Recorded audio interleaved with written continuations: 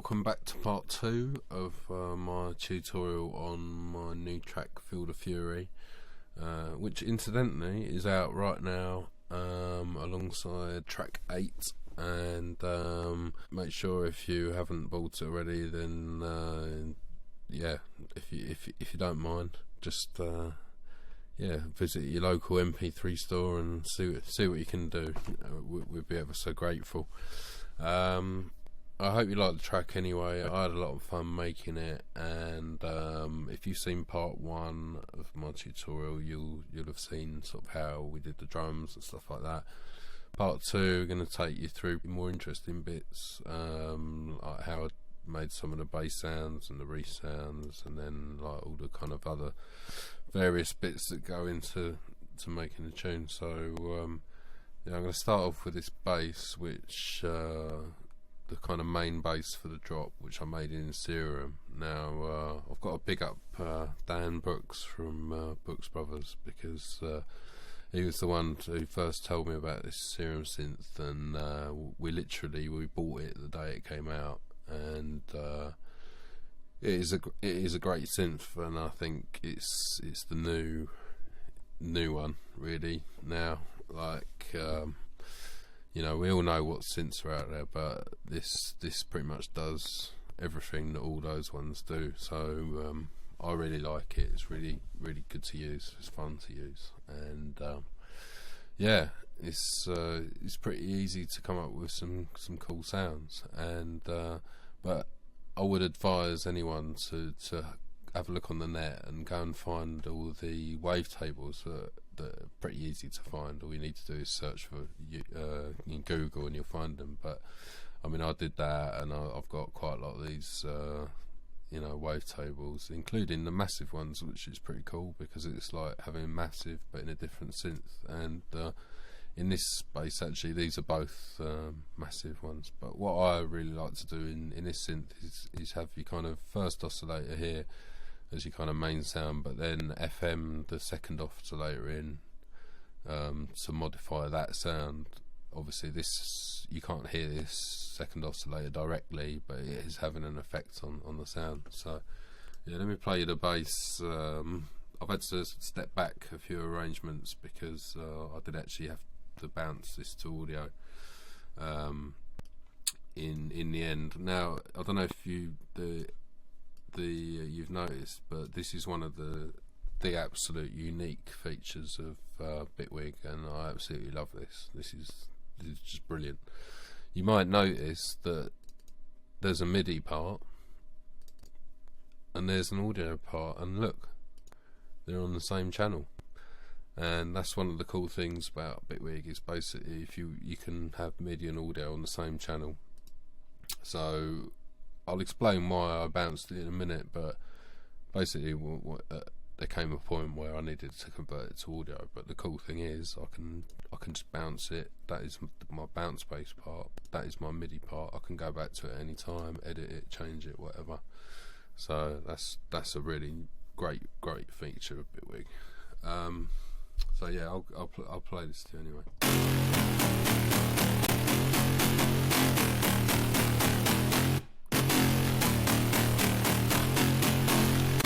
So I mean, it's pretty simple really. It's just 2 notes with a bit of portamento to give it the bend. But the actual MIDI side of the bass is pretty simple. But I suppose where it comes into its own is where we're using these envelopes. So with this envelope 1,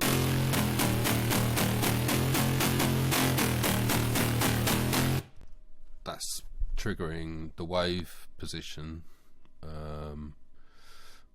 on this oscillator here, and the speed of which it's triggering is also being changed as well, and it's also triggering the FM amount from this oscillator here. So if I play it without this oscillator, not quite as good as, so you can hear the effect that that's having. And then if I bypass this,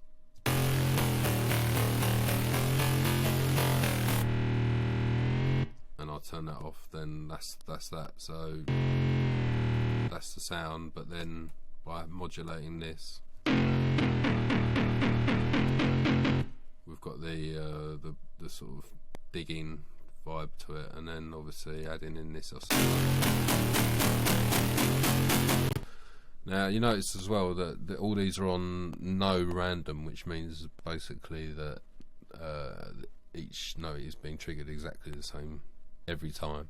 I'm a little bit, it makes me sort of feel a bit funny when they're not, especially on this kind of sound. For its other sounds it's fine, but for a big solid bass sound you want it as solid as possible, in my opinion. So I've not even got any unison on it, although the unison on this synth is fantastic. It's really good. So yeah, there's no filtering or anything. No, I'm not using any of the other envelopes, so just that one. I mean, this is a cool kind of thing. They're called LFOs, but you might as well think of them as envelopes as well. They're kind of a mixture of both. And then we just got, as I said earlier, I like to try and keep the sound as solid as possible. So, but it has got this hyper dimension, which is it's given a little bit of that looks like I've automated the tuning, or linked that into that LFO there a little bit, but I'm not even using that, so ignore that. Dimension is basically similar, very very similar to Dimension Expander on Massive, which I'm sure we all know. And then I've got this compressor which I'm using the multi-band. It's kind of weird, this multi-band, because technically it doesn't really, I don't know, I wouldn't say it improves the sound, but it just gives it a certain bit more rawness. So like, just kind of excites it a bit. Yeah, you can see it made quite a bit of difference. So yeah, that's the main sort of upper bass sound. Obviously we've got, now, unless you've got, if you're listening on a laptop, you wouldn't have heard that at all, but that's basically just the sub. Again, yeah, it's from Serum, basic shapes, basic sine wave, couldn't be more simple really. It's got exactly the same portamento amount as the higher bass. So obviously when you put them together,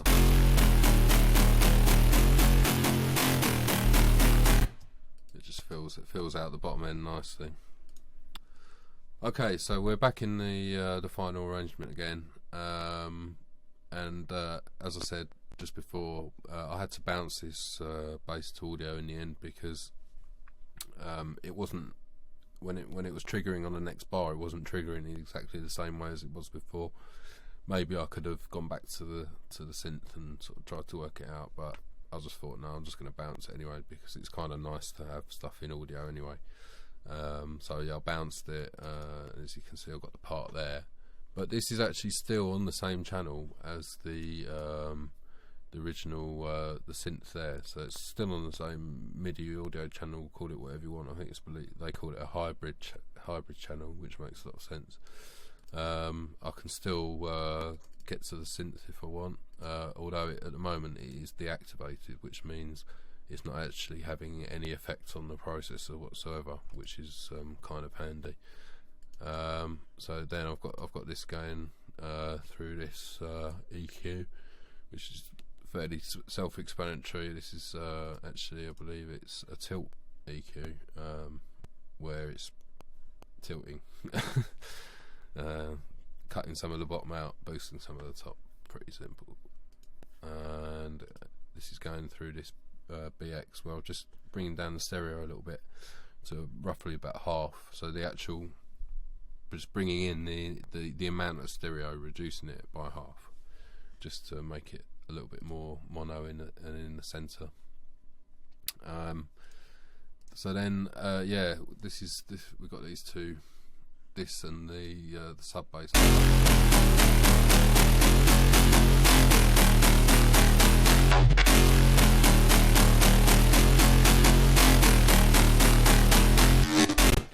We've got these other little sort of interim basses. Again, these are just something I made in Serum, and then I've it's a very much the same technique. We're FMing B, slightly different wavetables, bit of filtering this time, a little bit of distortion. So yeah, that's the main bass parts there. But then they're going off to I've got three.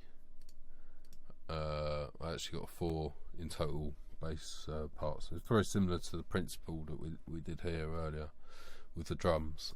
So I've got a sub, which is basically for the sub.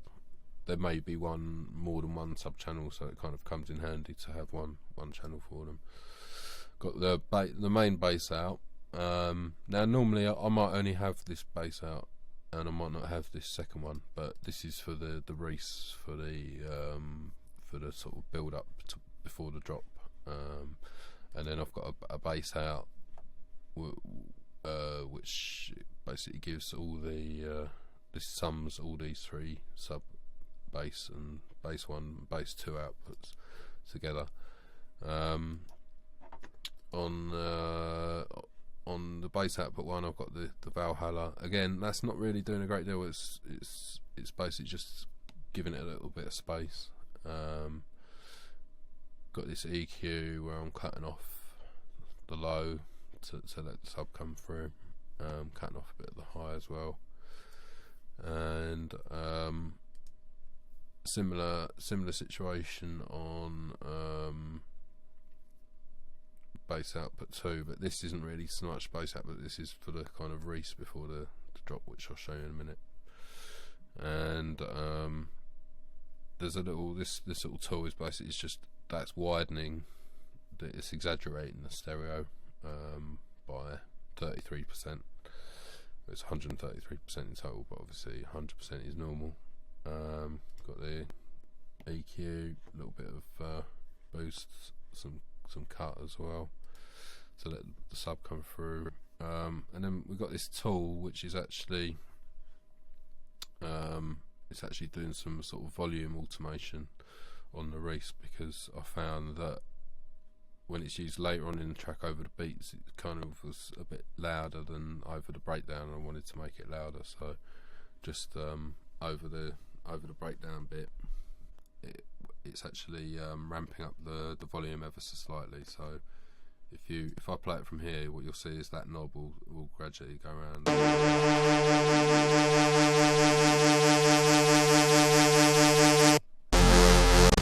So yeah, what that's doing is that's modulating that knob there, that amplitude, by that tiny amount, but it's just enough to bring up the volume for what I wanted.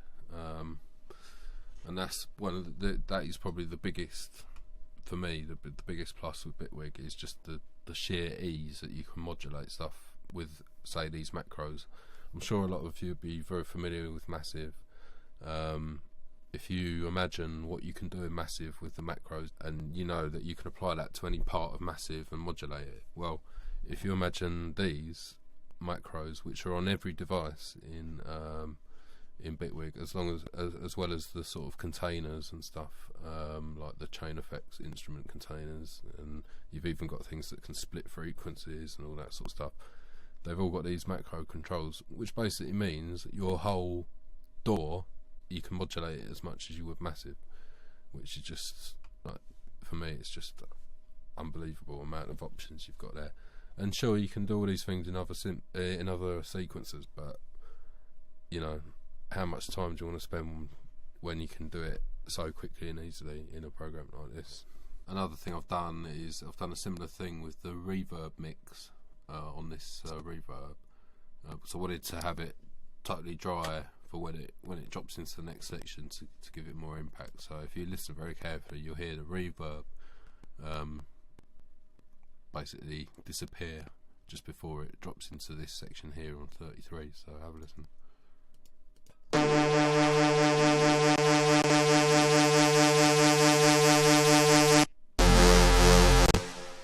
So yeah, I think that kind of helps to sort of increase the impact a little bit.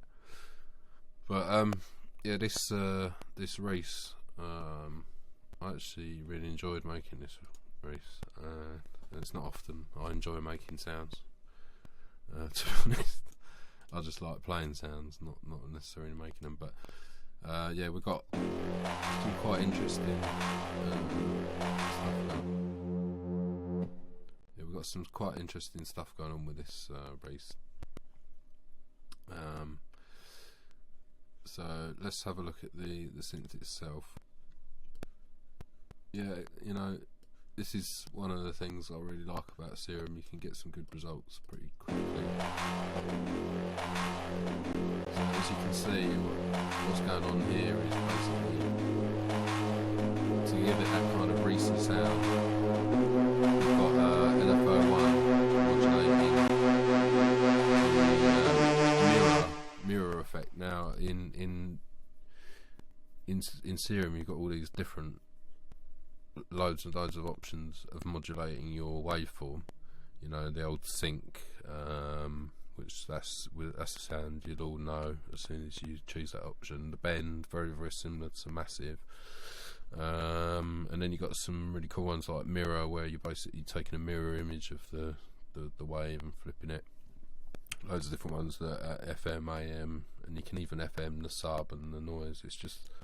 It's phenomenal. It's such a well sorted out synth, and you really got to give credit to those guys at XFER Records, because they've really made a fucking amazing synth. So yeah, but what you might notice is that the amount of modulation is changing. So that's the amount that amount there that you can see. That's the amount that's being moved by this LFO. But what I've done is I've modulated the amount of this LFO, as in the rate of it, to change. As you can see, it starts off slowly, and then the next note speeds up a little bit.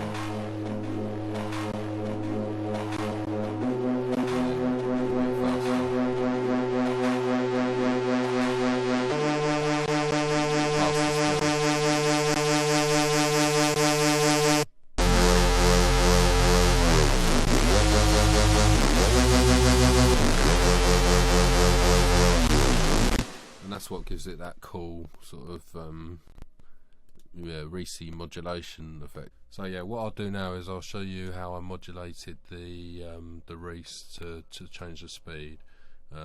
It's pretty simple really. It's just done by hang on a sec, sorry. Hello? Yeah, Louis, yeah, alright. You know what? I don't want to work with them. No. That's a favour. Yeah, I don't really want to do anything after what happened last time. Well, yeah, you know, don't be like that. Well, alright, yeah, but the thing is, right, I'm right in the middle of this video tutorial, so if you don't mind. Yep. Alright. Okay. Yep. Alright. Yep. Alright. Yep. Okay. Yep. Right. Alright. Yep. Bye. Sorry about that.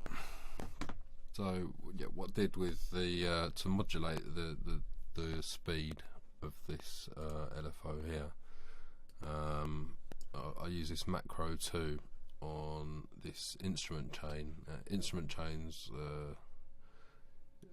One of the cool features of Bitwig, because you've got these containers, which is like you've got your chain, which is your sort of standard effects chain. Effects layer is like it's like an effects chain but in parallel. The drum machine I was talking about earlier. Instrument layer.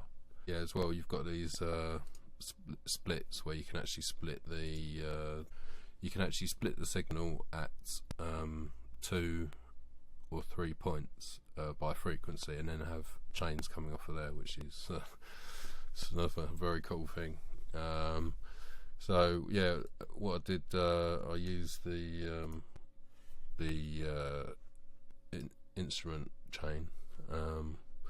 Actually, I've just updated the program to version 1.1 13, I think, and they've actually changed the name of it, so it's not called instrument chain anymore, it's called chain. But that's again, you know, I'm not going to just big up Bitwig all the time, but I'm just genuinely impressed by how quickly they update stuff. I mean, considering it only came out in March, they're in, like, they've moved up a version already, and they're in the 13th update. And you know, I even had it where I was having a particular crash, and they emailed me and they said, like, how can we reproduce this? I told them, and yeah, in the next update it was fixed, and you know, didn't have to wait long either. It was like a week or something, or even less. So yeah, these guys, they're just so on it, it's just unbelievable. But anyway, yeah, so what I did was I used this macro to control the speed of the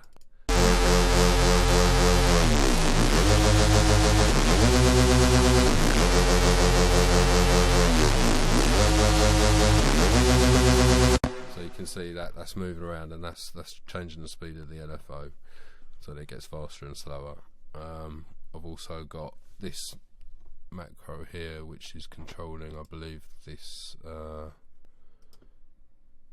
the frequency of this, I think, yeah, the filter basically.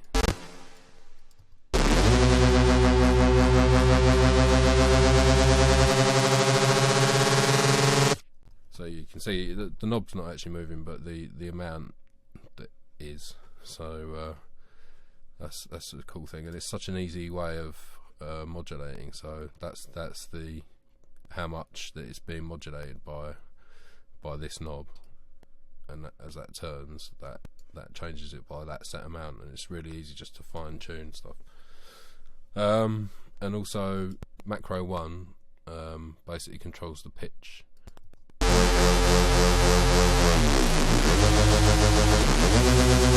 So as you can hear at the end, it's kind of dipping down in pitch and then rising back up, and yeah, that's linked to this here. So watch this.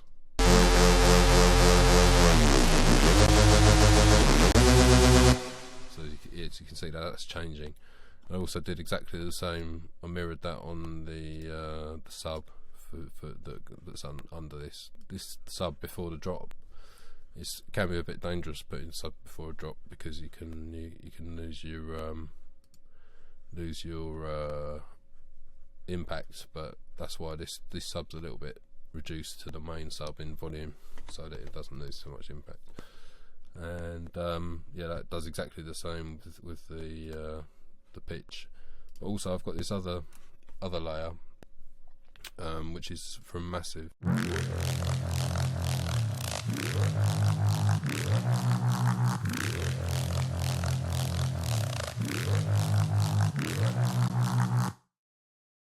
And you can't even really hear that in the tune, but if you were to listen to it without it, you would notice it. And that's, again, it's quite a simple patch, and yeah, the pitch is basically being automated by the same method, using this macro in this chain. But one of the great things about this program is that you can, even though it's a different synth, because you're using the same process, you can copy and paste the automation. So I'm copying the pitch automation from this part, my main Reese, and I'm copying it onto this, which is the lower Reese, which is from Massive. So it's a completely different synth, but you can copy that automation. And you know, other cool things is you could, if you want, you could just drag that whole channel into another arrangement. It would keep all the automation, the part, everything. You could do whole sections of tracks, you know, which is quite useful.